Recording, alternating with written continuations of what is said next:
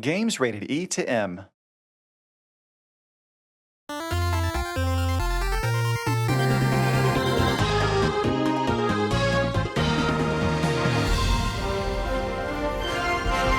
Welcome to Nintendo Power Podcast. This episode, we go hands-on with Kirby's first 3D adventure, Kirby and the Forgotten Land, and spotlight other cool new Nintendo Switch games.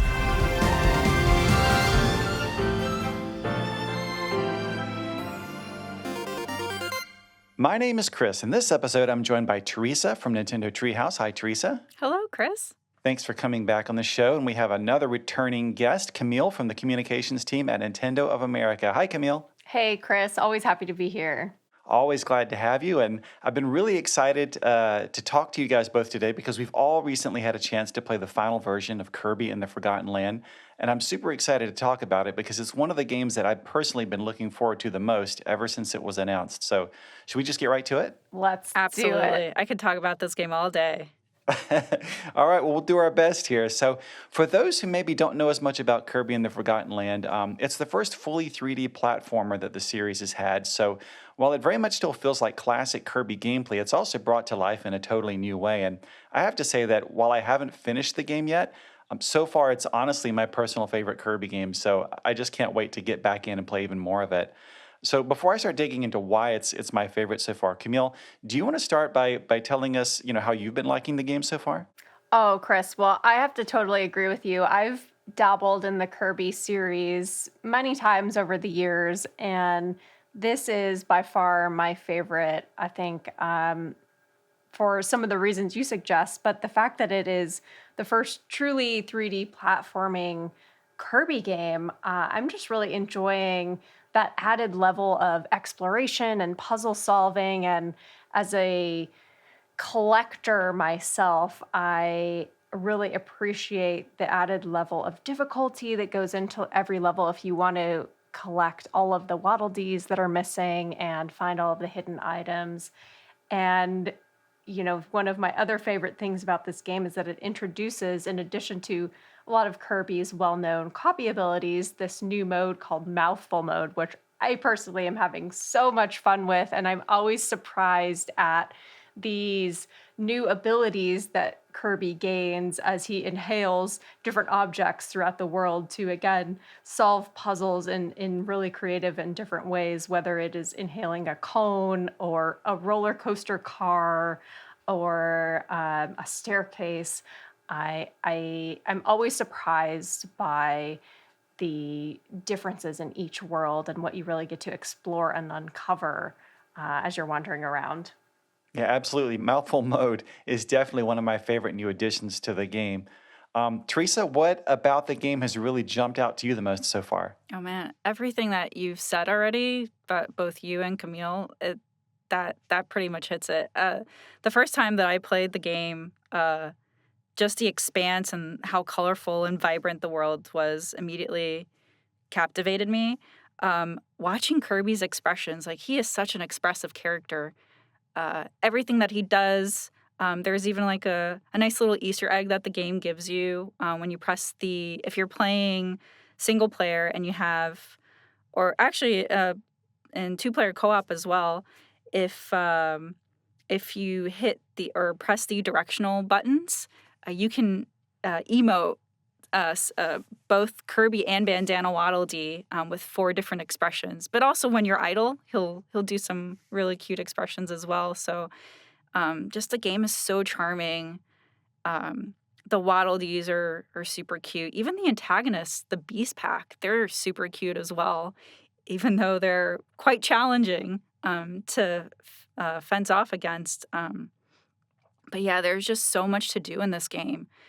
From the 3D platforming adventure aspect to the kind of light narrative to the expanding Waddle Dee town, evolving copy abilities, which the game kind of introduces, and the different cosmetics between the different forms of each copy ability. It really allows the player to just really personalize the way that they want to play. I mean, there's even 2 different difficulties to choose from. So yeah, I absolutely love this game.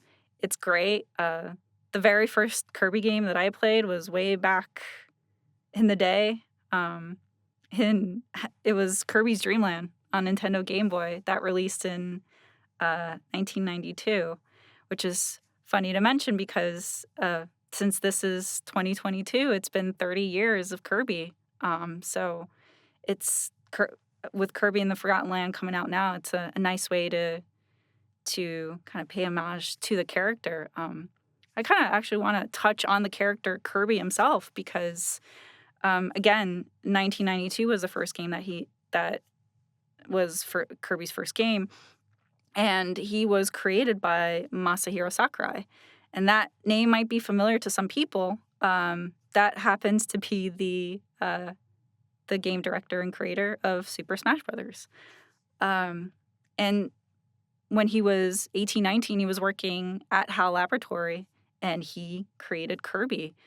And so it holds a very special place in everybody's hearts here at Nintendo and also at HAL Laboratory that, own Kirby. And I'm sure also to Masahiro Sakurai, since he survived the Kazuya purge in that trailer.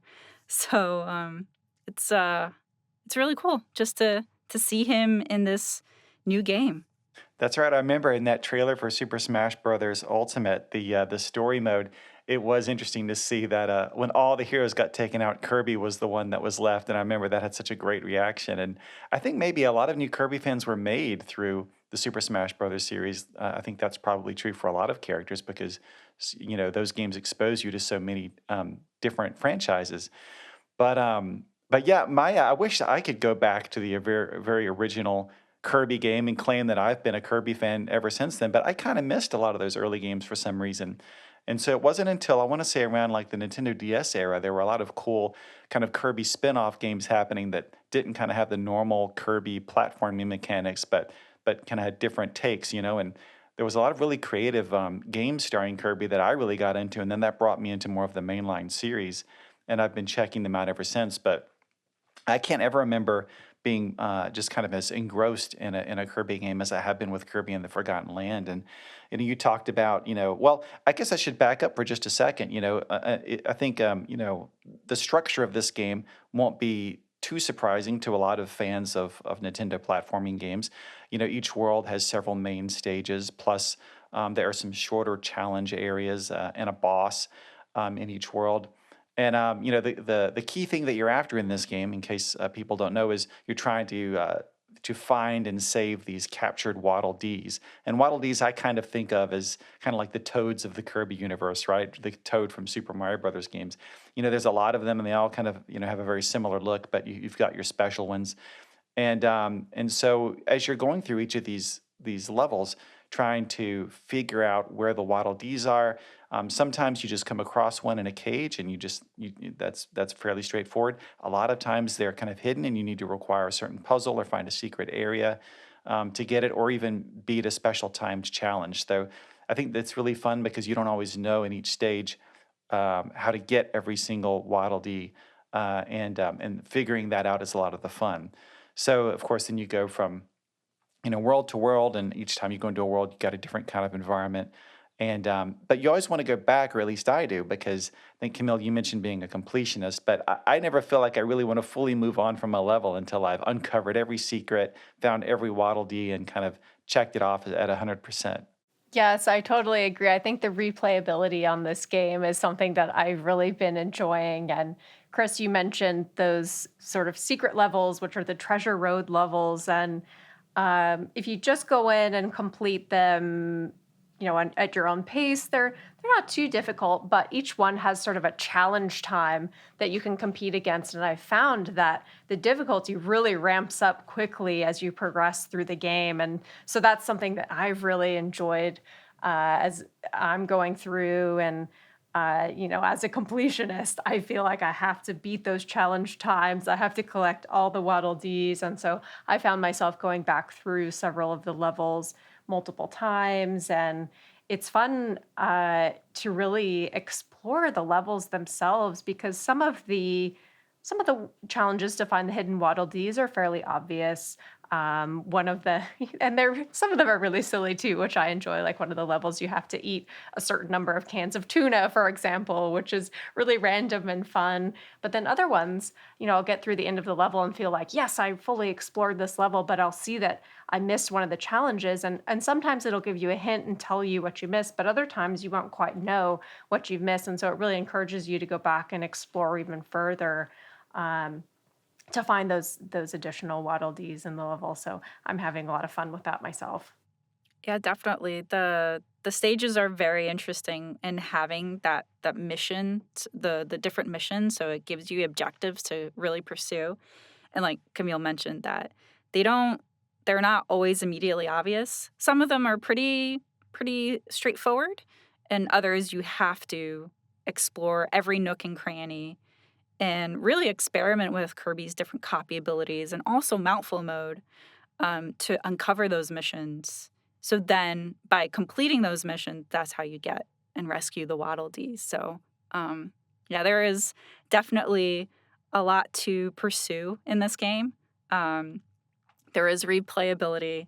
There is an increasing challenge as you progress through the game too. So definitely encourages the player to keep experimenting and trying different things to keep moving and progressing.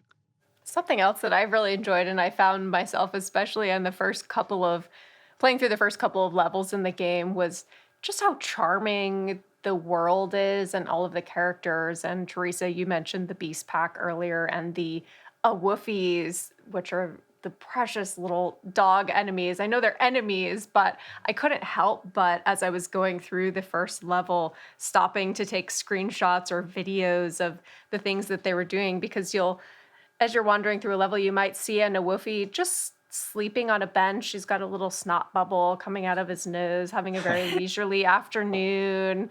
And so I've just enjoyed the world itself and really capturing some of those moments as I've been going along too. Don't you feel bad for interrupting them in their I sleep? know. There's I'm moments so where sorry to bother you. I won't even attack them. I'll just leave them be because it's fine. Yes. Don't worry Sometimes about I'll just take a picture and move along. I know my favorite thing, my favorite copy ability actually in the game is one of the new ones, and it's the Ranger set. So, you arm Kirby with these pop guns, and, I really like kind of charging it up so that when you target something and then you release this huge barrage, and I'll just go through the level just blasting away these very cute little critters. And I feel a little bit guilty, but then I think, well, everything in this world is just so adorably cute. So they just all have to be dealt with, I guess. Yeah. So fun fact, Kirby didn't always have copy ability. So in his original game, again, our first game in 1992, Kirby's Dream Land, he didn't have copy abilities. He just inhaled enemies and spit them out. So that's, we still see that to this day. It was only in the NES game, Kirby's Adventure, where Kirby first got copy abilities, and then that has expanded as, the other games have come out. And so, Chris, as you mentioned, Ranger and Drill are brand new copy abilities that are introduced in Kirby and the Forgotten Land. And they also have different forms if you evolve them. So they're really fun. They're like all the copy abilities have a lot of character. They're all really fun to play. They're all really fun to evolve and to make stronger. So they're just really, really cool to mess around with. Yeah, and I really love, like you said, evolving the copy abilities at Waddle Dees Weapons Shop in the Waddle Dee Town that you unlock pretty early in the game. And then as you go through the game and you save more Waddle Dees, they go back to the town, and the more people live there, the more kind of locations they build up in the town, which unlocks some mini games or some additional resources you can take advantage of. But I love going into the Waddle Dees weapon shop after having found kind of a new blueprint or plan for one of the weapon upgrades, and then, one of the copy ability upgrades, and then getting to see what that upgrade looks like and how it makes your attacks and your other abilities just even cooler and more robust, to the point where you start out shooting fireballs and eventually you're flying around as like a flame dragon. So it gets really, really cool. So Yeah. let me ask you both, what are your favorite copy abilities? in the game so far? Ooh. If you had to pick one. I mean, I'm pretty partial to fire just because of my pretty uh tempestuous personality. So I really love fire. It's an iconic copy ability. I absolutely love the look, and I just love there's a there's moments in the game where you will use fire to solve puzzles, and I just feel like it's a super fun way to interact with that copy ability. So I really like that one. That's such a good one, Teresa. And I'm so torn. I'm going to say ice primarily because I just love the fact that when you have the ice copy ability, Kirby ice skates around the world as he's exploring, and it just makes it feel so fun, kind of magical and whimsical. And then he can freeze enemies in place too, so it adds another level of strategy, and you can kick frozen enemies into each other. So I've really enjoyed the ice copy ability, but I will say fire is another favorite of mine. Fire and ice. And those are actually fun copy abilities too, because right now, from the top of my head, they're the one copy abilities that you can see the effect that they have on enemies when you attack with them. Because with Yes. ice, you'll see gradually as you keep using ice on an enemy, they will start forming ice crystals to the point that they will freeze and you can stall them from their ability. So it's really cool, again, to experiment with the different copy abilities and see the cause and effect that they have in the game. Absolutely. And one thing that I really like about the copy abilities is, really pertains to the level design because there'll be certain areas of levels where you can tell they've really been tailored to a certain copy ability. And usually, just before you enter that area, you'll have the opportunity to grab that ability so you're prepared.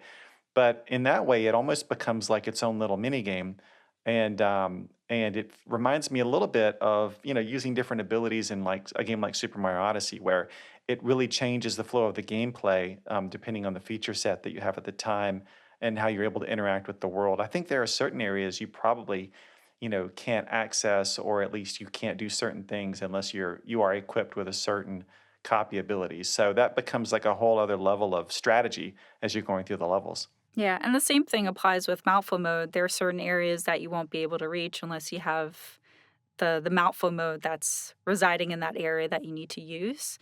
And so, and also if you happen to have a copy ability active, so like Kirby's has one, and you end up also enabling mouthful mode will take precedence. So you won't be able to use both abilities at the same time. Um, but in order for you to use the copy ability again, you'll just have to drop mouthful mode.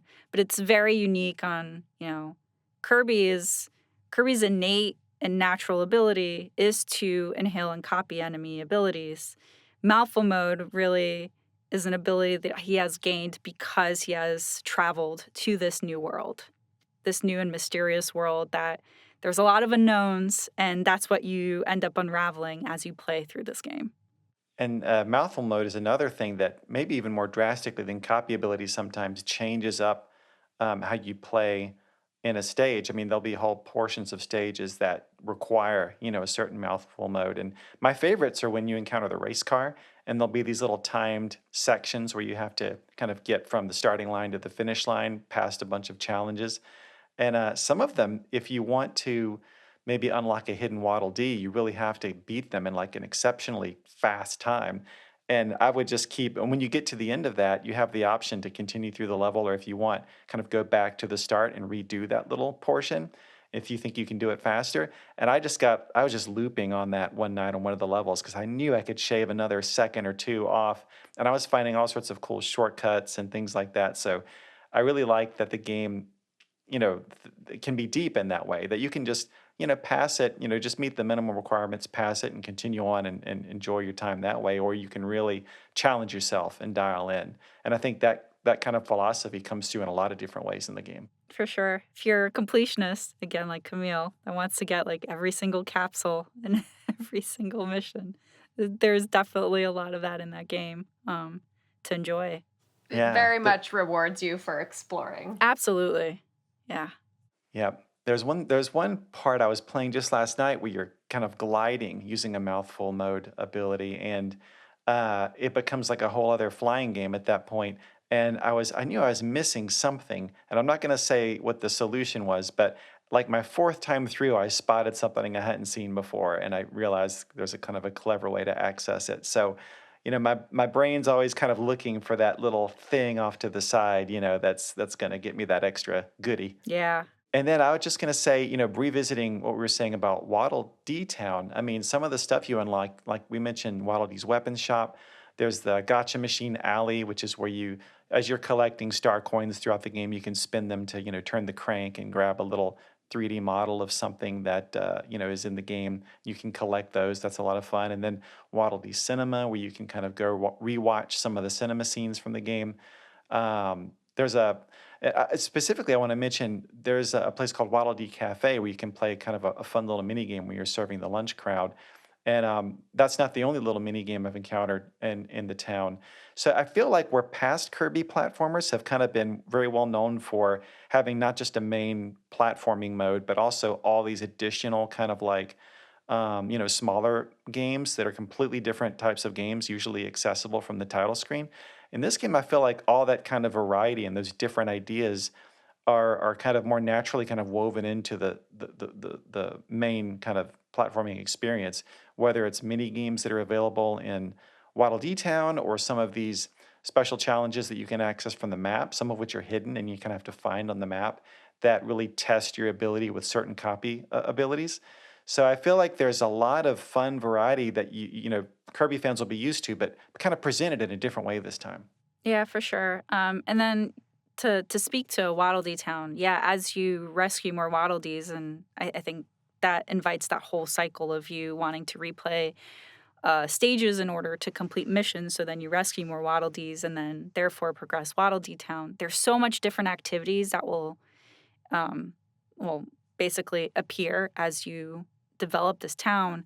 So it's always fun to just go back, take a break from playing, the regular stages and missions and just go back and kind of decompress and try different things that are there from the different games that are there. So there's a couple that you're able to play in two-player co-op that I actually want to talk about here in a second. And there's also a sort of boss wave arena called Coliseum that you can kind of play and test your might there. So that's really fun as well. Um, but going back to two-player co-op, it's really fun that this game has that option to play two-player co-op. It is on the same system. The second player will always be Bandana Waddle Dee, and the first player will always be Kirby. But even though Bandana Waddle Dee doesn't have the same abilities as Kirby does, he has his own skill set. He attacks with the spear, and he's got some really awesome moves. There's one in particular that I really like that he does, which is sort of a helicopter, and he just rains down spears on the enemies, and it's just so cool to see. It's so much fun. Um, and for a dynamic of players that maybe there's a younger child that thinks that changing between the copy abilities or mouthful mode and solving the puzzles with Kirby is a little bit too complex. The younger player could always play as Bandana Waddle Dee, which is a little bit simpler, but still feel like they're engaged in making a difference in the gameplay because they're able to attack enemies and also solve puzzles. So it's really fun to have that option of playing two-player and sharing the adventure together and experiencing the progression of the game. They're both really fun characters to play. I really can't choose between the two because they both have their perks. But yeah, it's the game just offers a lot of variety. Yeah, definitely. And I think that I'm just going to say the biggest surprise that I've had playing the game so far. We've talked about the variety, and we've talked about two-player, and you touched on something. You mentioned that by playing two-player and partnering up maybe with a younger or less experienced player, the game kind of really scales in that way.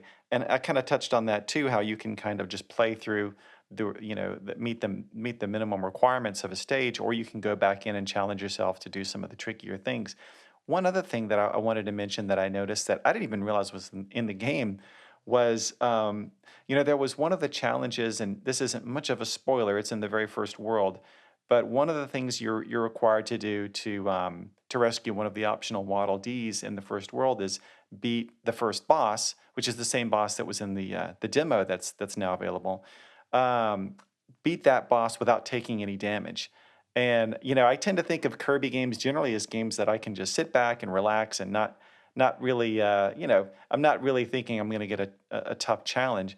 But it was pretty tricky beating that boss. It took me several tries to do it without taking any damage. But in doing that, one of the things, and pushing myself, one of the things I learned is that you can block and you can dodge in this game. And in fact, if you time your dodge just right, like when the enemy's taking a swipe at you, you dodge to the side, and the game goes into slow motion for a couple of seconds and gives you a window to get a really good counter attack in. So there's a little bit of an advanced technique there that you can kind of master if you really want to get into it, to be able to pull off some of those tougher challenges. So I really appreciated that, and I've really been trying to challenge myself to find everything, and tackle the tougher optional challenges. But I've been pleasantly surprised how tough some of those are. Of course, I am playing on wild mode, which is the tougher difficulty. And like I said, if anybody is really looking for just more of a easy breezy kind of classic Kirby experience, that's totally there. But for someone like me who plays a lot of games and is looking for that extra challenge, I was very happy to find it in this game. Yeah, for sure. Like if people would rather just enjoy, a really calmer or chiller, not so challenging experience, there is Spring Breeze mode, which provides more health. Versus Wild mode will have the more challenging enemies and give you more rewards. But like again, like having that second player also helps assist a lot of some of that challenge. Evolving copy abilities also assists on some of that challenge. But you're right, Chris. There is there is some challenge as well to experience in the game because again, like trying to complete all those missions and the bosses get harder and the bosses keep coming in every area.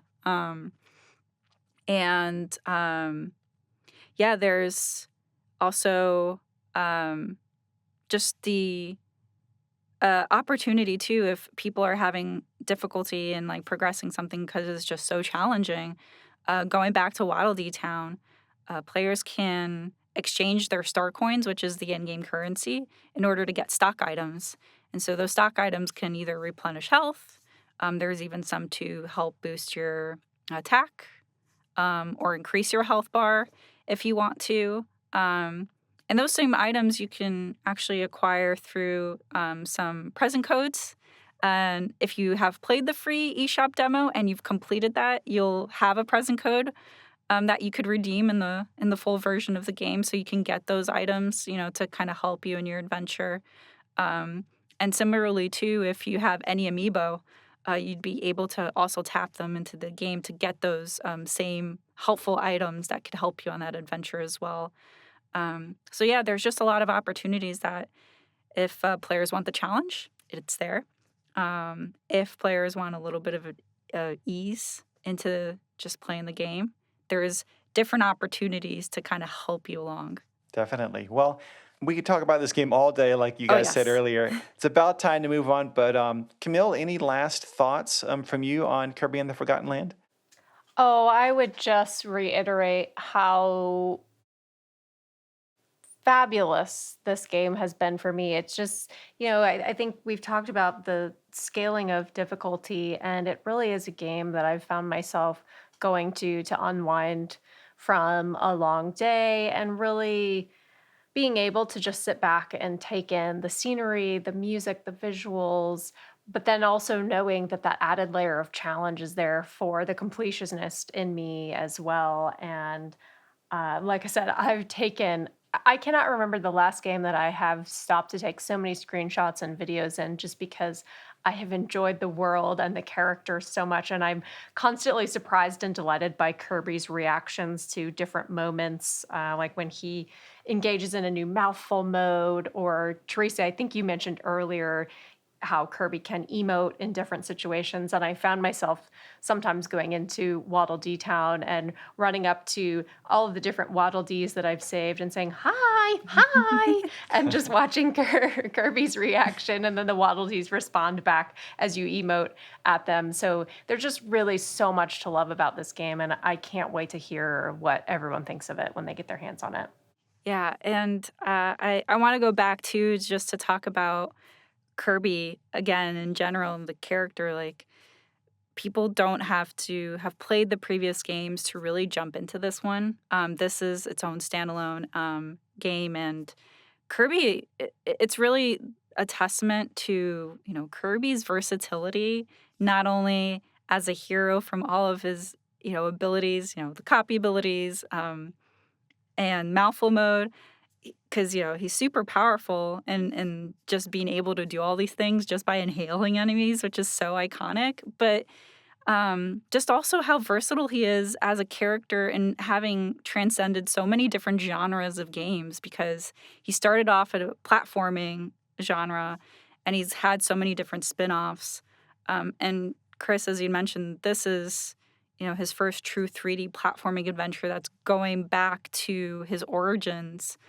So it's just really, really fun to see our adorable mighty hero in this new title.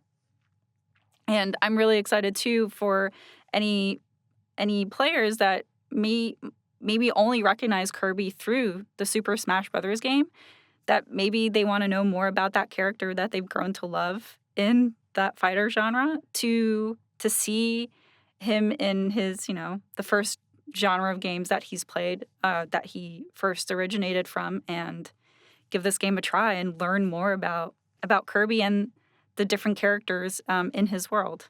Absolutely. And just to mention it one more time, if anybody does want to give the game a try, it's really easy to do so. Like we said, there's a free demo available that's got 3 really cool parts from early in the game that anyone can download from Nintendo eShop and check it out. And we also mentioned this earlier. If you complete the demo, you'll get a couple of codes that you can use in the final game if you want to continue on. So that demo has a really fun boss in it, especially the one I mentioned earlier. So I would encourage everybody to check it out. Yeah. Garimondo is definitely a formidable foe from the Beast Pack. He is, and he's like a really cool giant boss right off the bat. So that's a lot of fun. All right, moving on to Nintendo Power Game Club. This episode, instead of picking just one game to discuss, we're actually going to briefly touch on 3 games. So I asked each of you to recommend a game that you've been enjoying and to tell us a little bit about it. And the games we're going to be talking about are Spiritfarer from Thunder Lotus Games, Pokemon Legends Arceus from Nintendo, and Infernax from Berserk Studio and the Arcade Crew. So Camille, would you like to start? You can tell me, which of those games you chose, what it's like, why you like it, and the kinds of players you'd recommend it to. Yes, absolutely. Well, you know me, Chris, and for those of you who've heard me on the podcast before, I'm a big fan of Pokemon games, and one that I have been continuing to really enjoy these last couple of months is Pokemon Legends Arceus. And for me, I've been playing Pokemon games for 25 plus years now, and this was such an incredible way for me to experience the world of Pokemon. I think it's the first time that we've seen the franchise really open itself up a little bit more. There are these expansive open areas that you can explore throughout the Hisui region, which for those of you who may have played Pokemon Brilliant Diamond and Pokemon Shining Pearl, or the original Pokemon Diamond and Pearl back in the day, this is that same region, the Sinnoh region, but in several decades in the past, and just gives you a look at how the world has evolved to incorporate Pokemon into it. And I think the story in this game, it was really interesting to me to get a little bit into the lore of how people in Pokemon first started to coexist together. And one of the things that I've particularly been enjoying is just the gameplay loop and how you're able to uh, research to fill out your Pokedex. In the traditional core Pokemon series, you fill out a Pokedex entry every time you catch a new Pokemon. But in this game, it sort of shakes up the formula a little bit. And in order to complete different Pokedex entries, you have to, for each Pokemon, check off a certain number of tasks specific to that Pokemon. So it may be catch a certain number, evolve a certain number, see them use a specific move a certain number of times. And so there's a lot more variety to completing the Pokedex. And I've found that to be such a almost meditative experience where that's something that I'll go to at the end of each day and see which Pokedex entries I haven't filled out yet, and then go searching throughout the world to find those Pokemon and check off those entries. And recently we celebrated Pokemon Day a couple of weeks ago and released some new content. The Daybreak it's a free download for Pokemon Legends Arceus, and it added some more research quests that you can complete, as well as these massive mass outbreaks, which is another sort of mysterious aspect of the Hisui region. And I just find that there's so much I keep wanting to go back to and explore. And as a Pokemon fan, I found it to just be such a fun way to enjoy and experience the world and the characters. So that's one that I have continued to go back to over the last several weeks. Yeah, I've just started to play that one myself. I'm only a few hours in, but so far I'm really enjoying how fresh the game feels. And it's funny because at its core, you're still kind of doing a lot of the same things, right? You're collecting Pokemon, you're fighting Pokemon, but just the different ways that things work is just so interesting. Would you say, is there any one like of those new additions or changes, especially the stuff that they've done to kind of represent some of those more classic elements? Is there any one aspect that's really stood out to you as your favorite kind of new change or addition? Yeah, it's hard to pick just one, but yeah, I mentioned the Pokédex aspect, and I think the ability to sort of sneak up on Pokemon and take more of a stealth approach to your encounters. So you can still go in full force and engage in a Pokemon battle, throw out a member of your Pokemon party, and immediately go into battle. But you can also look for these tall grass areas and sneakily approach Pokemon and try and throw a Pokeball and catch them without having to engage in an encounter as well. And I feel like it adds another layer of strategy and fun to the game. But then there's also this element of danger that really hasn't been present so much in Pokemon games in the past, where your character, the person, can be attacked by these wild Pokemon as well. So you have to be really careful about how you're engaging with the environment. And there are what are called the alpha Pokemon, which you'll recognize immediately as giant forms of regular Pokemon. One of my favorites is Chansey. Historically known as one of the sweetest Pokemon, very he's healing in nature. But the alpha form of Chansey is huge and has these glowing red eyes. And the alpha Pokemon will attack you, the Pokemon trainer. So you have to be really careful because if you sort of faint in the field, you may lose some of your equipment or some of your items. So there's a lot more strategy involved, I think, in the overworld navigation, which I've found to be really fun and exciting as a longtime Pokemon player. Oh, that's cool. I haven't run into that one yet, but I'm gonna have to be wary and keep my eyes open. Watch out for Alpha Chansey. All right, so Theresa, let's move on to you. What game did you pick to recommend this time? So I picked Spiritfarer. It is how it's been described as a cozy management simulation, but it's so much more. There's so much more depth to the game. You play as this character called Stella, and she, along with her cat named Daffodil, are in the underworld, and they take the job from Karen for anybody that is into Greek mythos, two fairy souls to the afterlife. It is a pretty bittersweet, heartwarming, heartbreak, beautiful title. There's so much to do. You'll encounter different souls, and some of them you'll end up seeing them transform into animal spirits, and then they will join you on your boat. Um, and you'll be following their narrative. It's like creating new memories with them, but also living past memories with them, because you'll end up finding out that a lot of these souls that Stella ends up meeting up with, she met them in the real life, in the real world. And you'll go through the narrative too to find out that Stella, what Stella's profession was, how she related to these characters, what her impact was to them. But then eventually you'll have to say goodbye to them because you're ferrying them off. And as you ferry them off, they become constellations in the sky. So it's very heartbreaking. The music, as well as in the game, is incredible.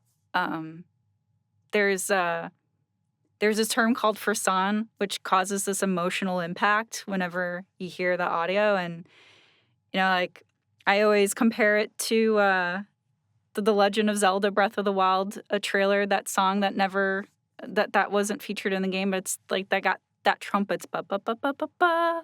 So that always like gives that pang in my heart, and that's the same feeling I always get when I'm playing this game and ferrying essentially my friends off, as I remain behind to help the other souls kind of make peace before they're ready to move on. But that's just the narrative part. There's so much more. You have this boat and you're able to upgrade it. You're able to add additional partitions so then you can cook, you can craft, you can make little houses for these souls that you're ferrying in the boat as you're completing missions. You're able to upgrade those little apartment modules for them.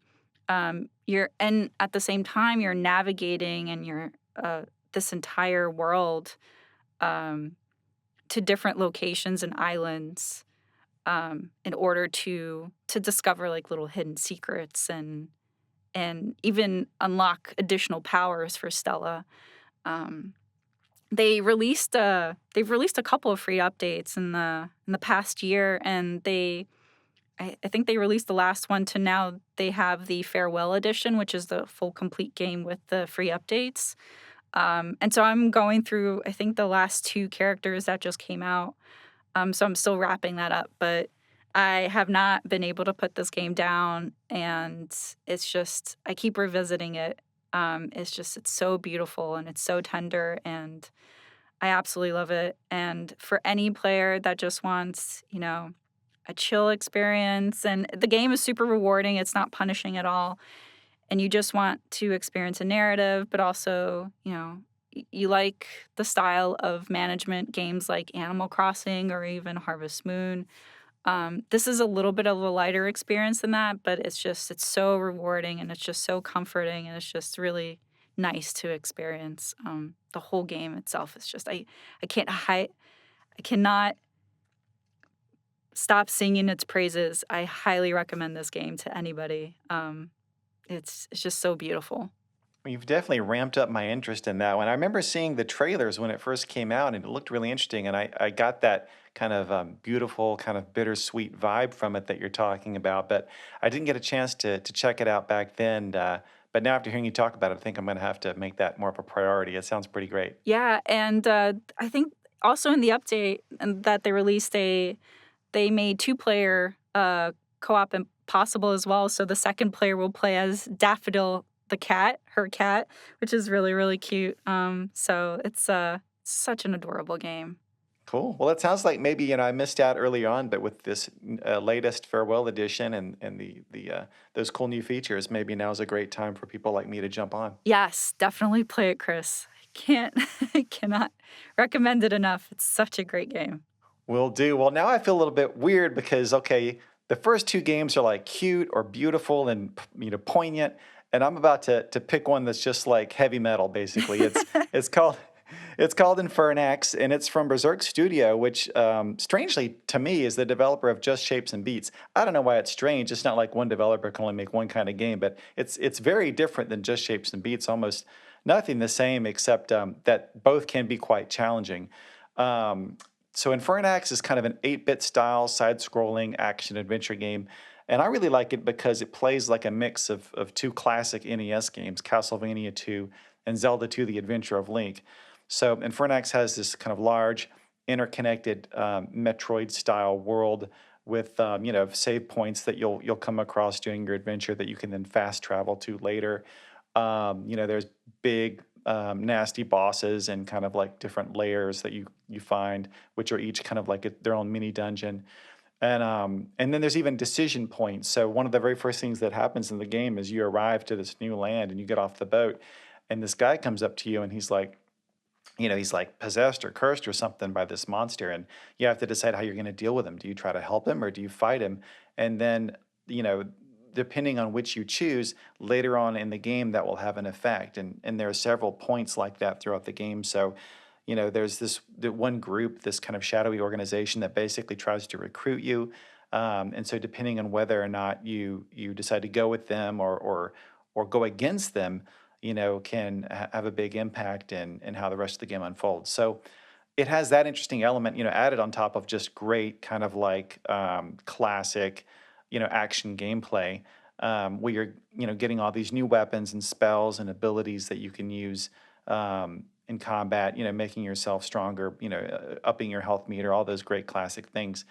But it does have a real tough difficulty, and it has one of those mechanics, almost like a Dark Souls game, where if you perish while you're out, adventuring, and you have to go back to your last save, you could run the risk of losing, some of the experience and things like that you built up. So you definitely want to save and save often, and to the point where I've been inside of a boss dungeon, gotten halfway through it, beat a few of the bosses that were kind of like mid bosses, mini bosses, and then I'll trek all the way back through and go back outside to save just to make sure that I don't lose that progress.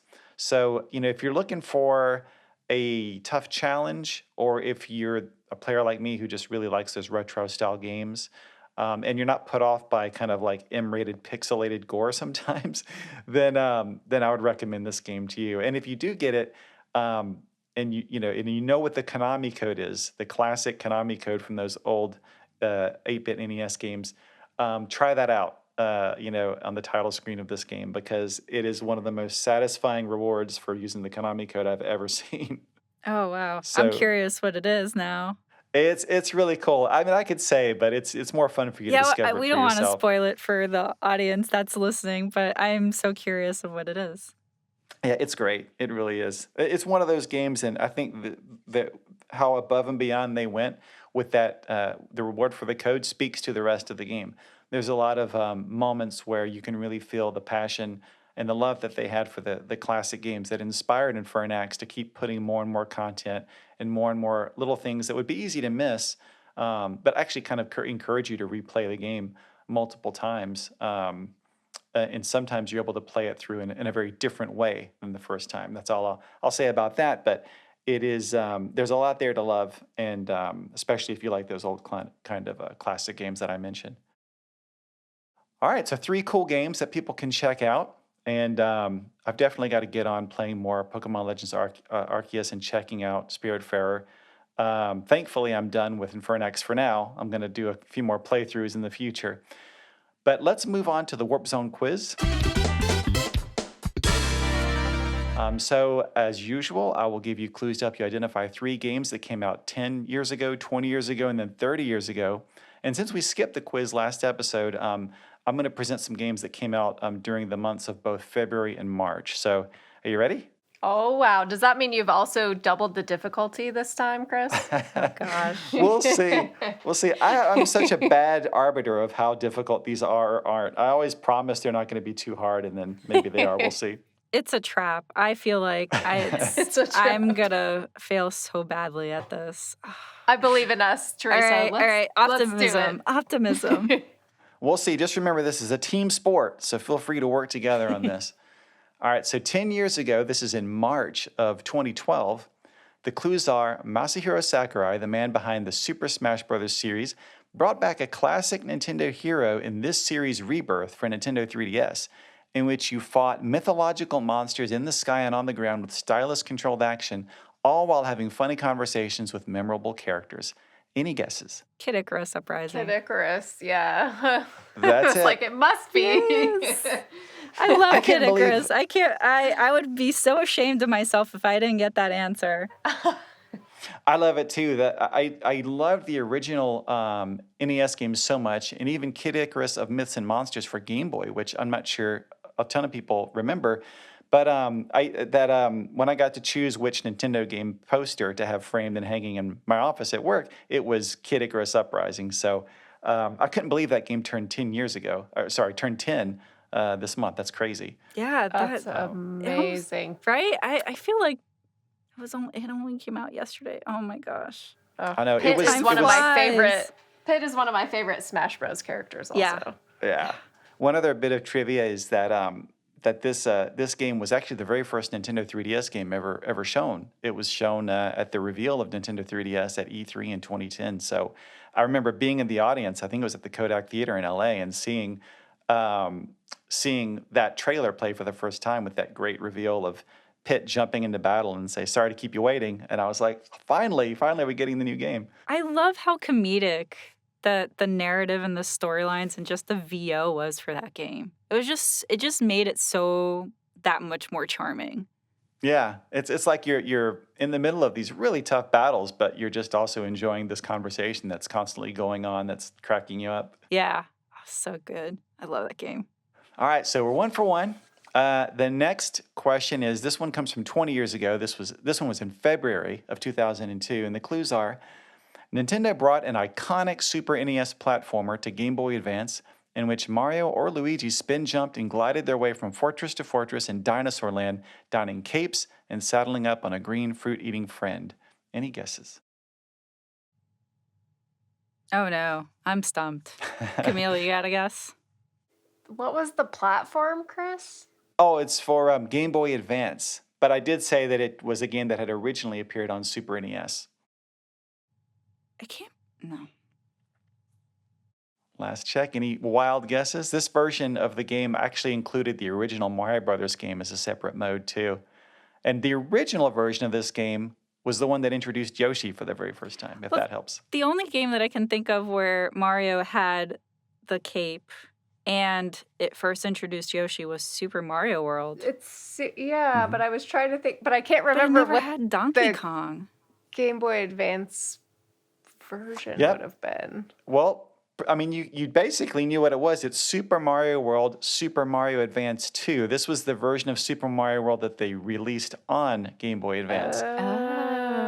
There was that whole weird series of games that were all titled Super Mario Advance, Super Mario Advance 2 and so on. But they were like yes.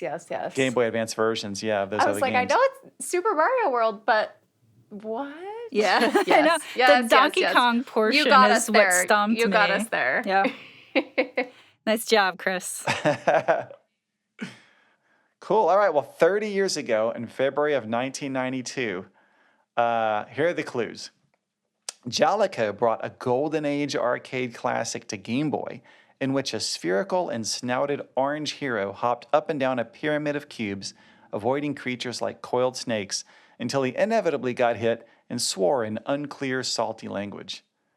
Any Hubert? guesses on this? That's it, Hubert. Nice. I was like, Nice, like what Camille. orange heroes do I On know who speak inappropriate language? I It must knew- be Hubert. I knew it.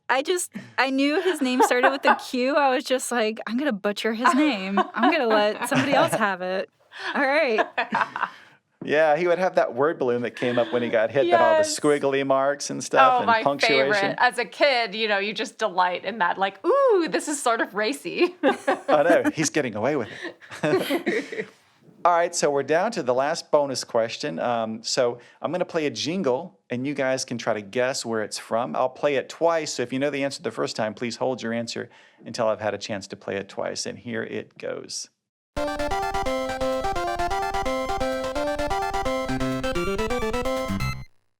All right, and one more time.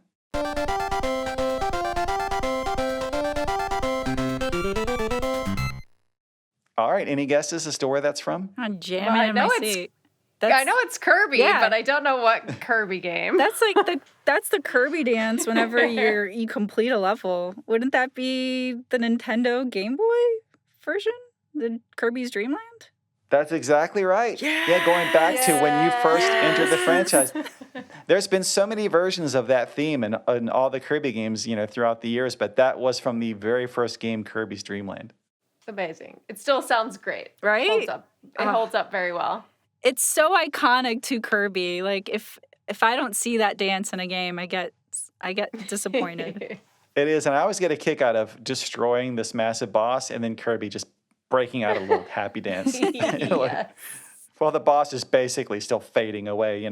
He is just so adorable. He's so approachable. He's so round. He's so pink.